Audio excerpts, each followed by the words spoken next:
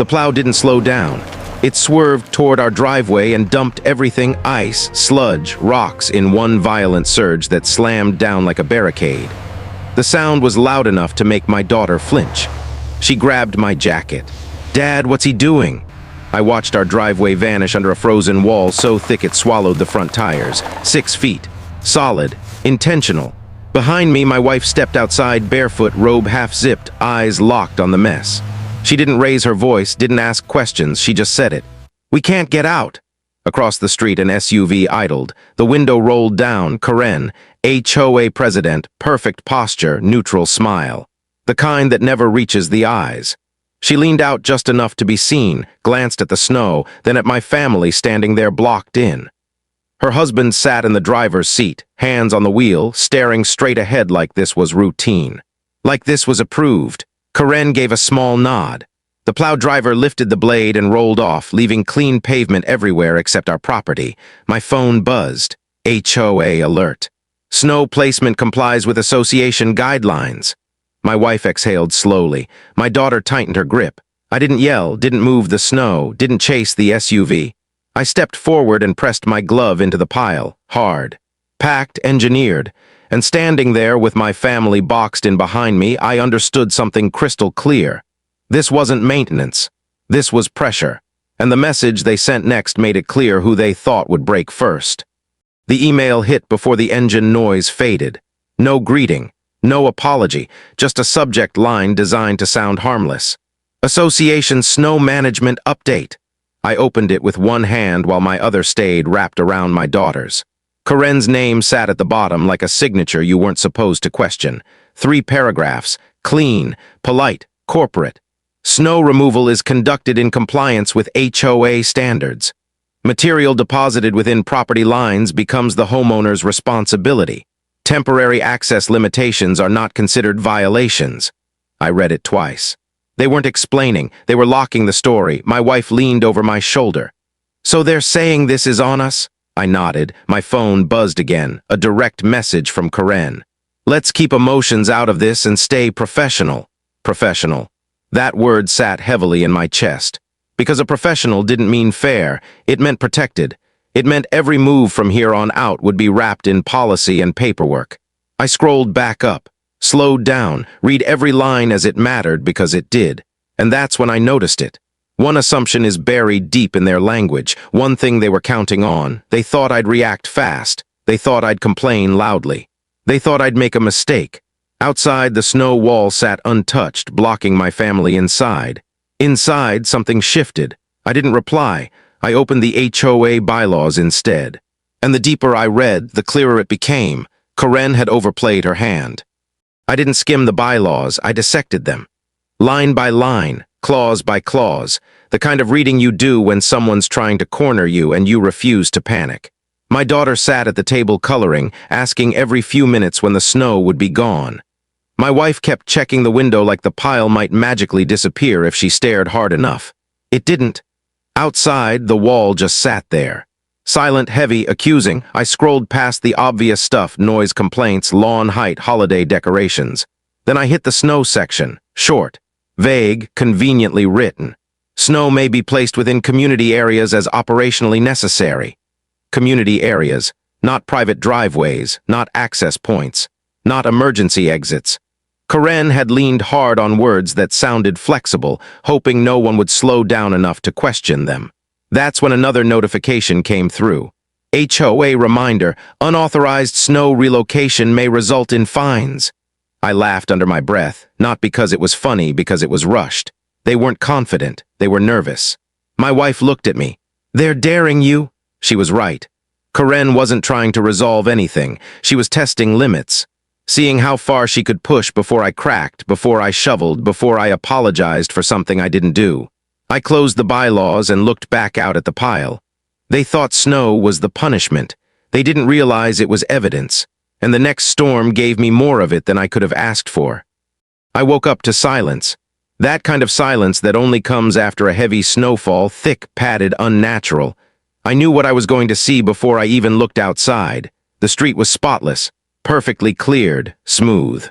Blacktop showing like winter never touched it. Our driveway, buried, Again, I didn't hear the plow this time, I felt it. A low vibration through the ground like something heavy passing judgment. I stepped outside just as the truck slowed, not rushed, not sloppy, deliberate. The blade tilted. Another load slammed down, locking everything in place. Higher than before, wider, packed so tight it looked sculpted.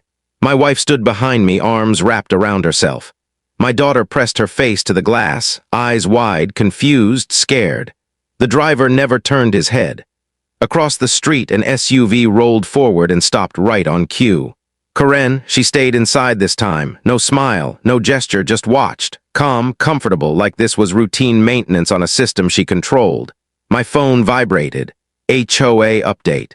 Snow operations executed per association standards. I felt something shift in my chest, not anger, clarity.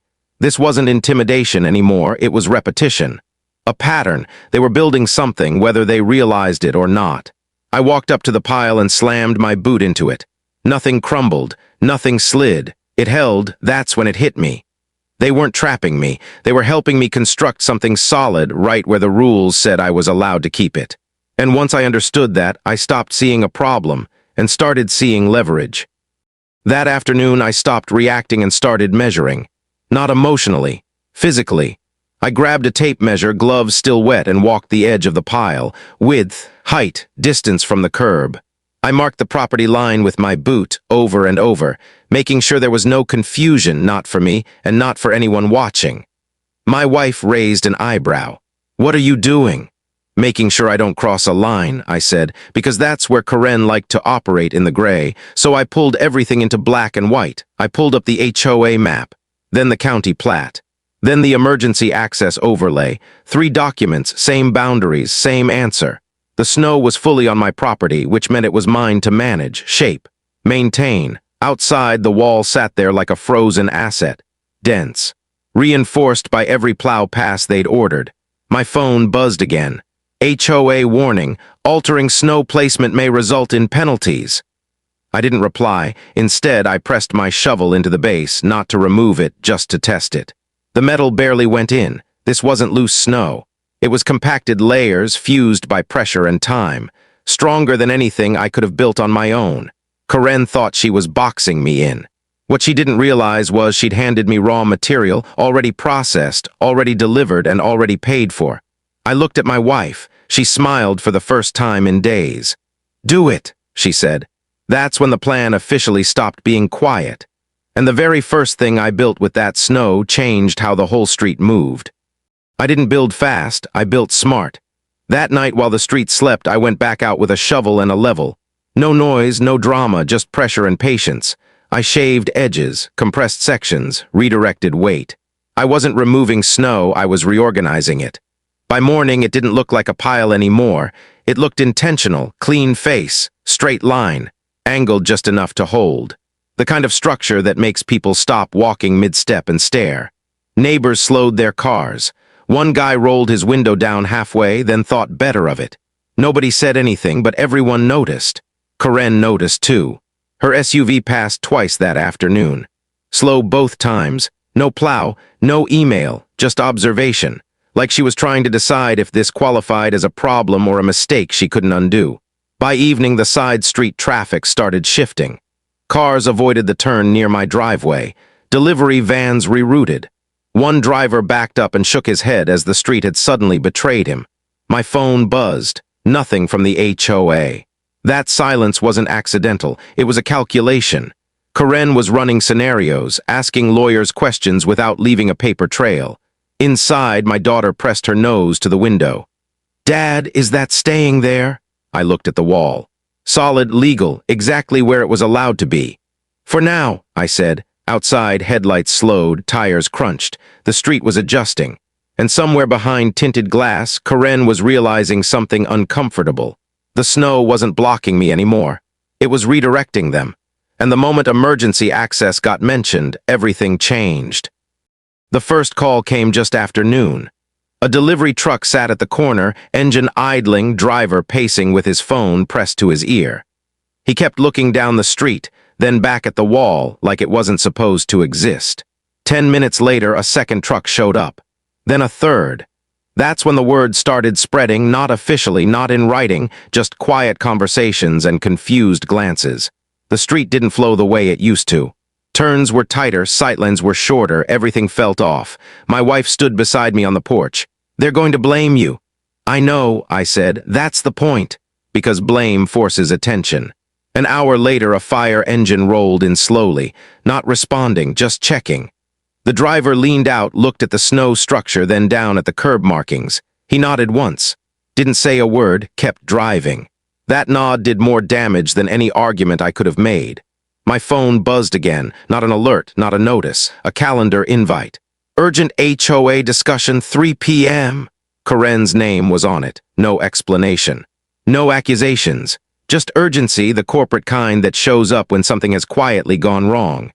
Outside, the street had adjusted its habits around the wall. Cars slowed earlier. Drivers chose different routes. The system was already adapting. Inside, I sat at the table, staring at that invite, realizing something important. Karen didn't call this meeting because she was confident. She called it because the snow had stopped being a homeowner issue and started becoming a liability. And when Karen finally showed up in person, she wasn't smiling anymore. Karen showed up right on time. No SUV this time. She walked. Clipboard tucked under her arm, phone in hand, calm on the surface, tight around the eyes. Her husband stayed back near the corner, pretending to take a call while watching everything. She stopped a few feet from the wall and looked at it the way executives look at numbers they don't like. "This needs to come down," she said. No greeting, no build-up. I didn't answer right away. I let the silence sit. Let the wall speak for itself. "According to the bylaws," she continued, tapping the clipboard, "this structure is creating an obstruction." I nodded once. "It's snow," she blinked just once. "Snow placed on my property," I added. "By your contractor multiple times, documented."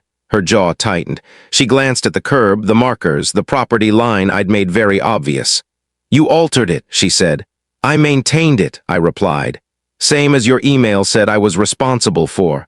That's when the tone shifted, not louder, sharper. "This affects emergency access." I pointed down the street. "The fire department already passed through, you know that." She didn't deny it. Cars rolled by slower now, drivers watching. Neighbors stood farther back, pretending not to listen while catching every word. Karen realized this wasn't a private correction anymore. It was public, measured, and compliant. She closed the clipboard. "We'll be in touch," she said, not a threat. A retreat. But what Karen did next proved she wasn't done, she was regrouping. Karen didn't wait long. By that evening, the emails started coming, not loud, not aggressive, strategic. Subject lines softened. Language shifted. Words like review, assessment, and temporary measures replaced threats.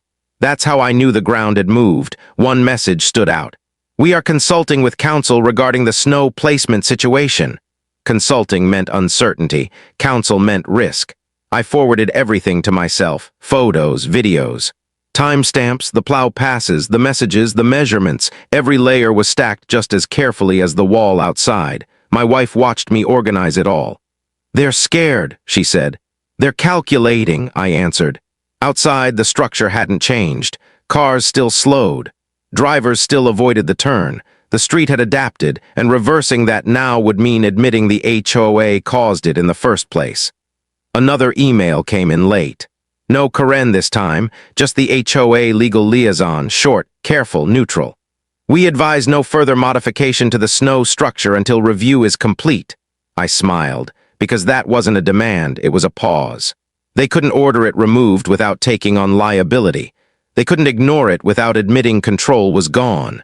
They were stuck between action and accountability. Inside, my daughter asked if we were still trapped. I looked out the window at the wall, solid, quiet, unmoving. "No," I said, "not anymore." For the first time since the snow started falling, I slept without checking my phone. And when the HOA finally backed off, the silence spoke louder than any apology could have. The next morning, nothing happened. No plow, no email. No warning taped to the door. The street stayed quiet in a way it hadn't since winter started. Cars moved more slowly. Drivers took wider turns. The wall stood exactly where it was, untouched, unquestioned. At noon, an email was sent to the entire HOA, not addressed to me, addressed to everyone. Due to ongoing review, snow removal operations will be adjusted effective immediately. Adjusted was the corporate code for we're done. An hour later, a different crew came through. New truck. No HOA decals. They cleared the street carefully, evenly, pushing snow away from driveways instead of into them. When they reached my house, the blade stayed straight. They went around. My wife watched from the porch, arms folded, a slow smile forming. My daughter waved at the driver. He waved back. Across the street, Karen's house stayed dark. No SUV, no clipboard, no audience.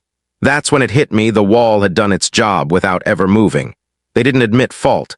They didn't apologize. They didn't need to. The behavior changed. And in systems like this, that's the real win. The snow was still there, solid. Legal, quiet, but the pressure, that was gone. What happened after that changed the HOA and the neighborhood for good. Continue. The change didn't come with announcements. It showed up in small ways. Emails stopped sounding aggressive. Notices stopped appearing on doors. The tone shifted from command to request.